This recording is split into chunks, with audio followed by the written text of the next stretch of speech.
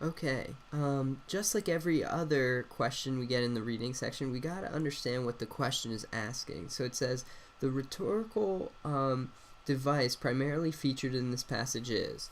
Alright, well this one's pretty easy. It's just asking us like what kind of like writing tool did they use in this passage, right?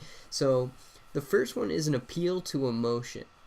Now, although the language is really flowery in here, I don't see anywhere where it explicitly appeals to emotion. So appeals to emotion means like asks you to feel something, right? And it's not saying like, hey, I think you should feel good because of this one sentence, right? There's nothing in here that really says that.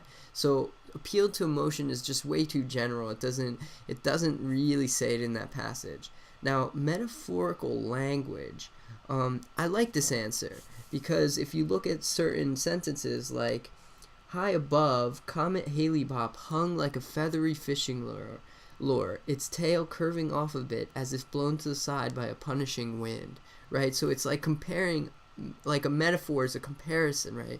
So it's saying Haley-Bop hung like a feathering lure, right? One by one stars winked in a darkening sky. So it's like personifying. It's using very flowery and I think metaphorical language. I like that. Now let's look at C, extended analogy. An analogy is a comparison between two things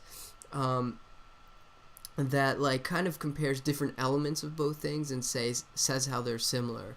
For example, I could say something like learning to ride your bike is like learning to add numbers. Turning the pedals is like you learning your times tables, right? So like it's like taking different elements from both things that it's trying to compare and like continuing to compare it on that level, which I don't think it's really doing here. There are comparisons, but it's not like one extended analogy between two things.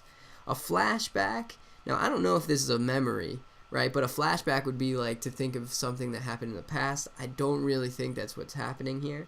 And irony, ironic means to basically say something that is the opposite of what's actually true.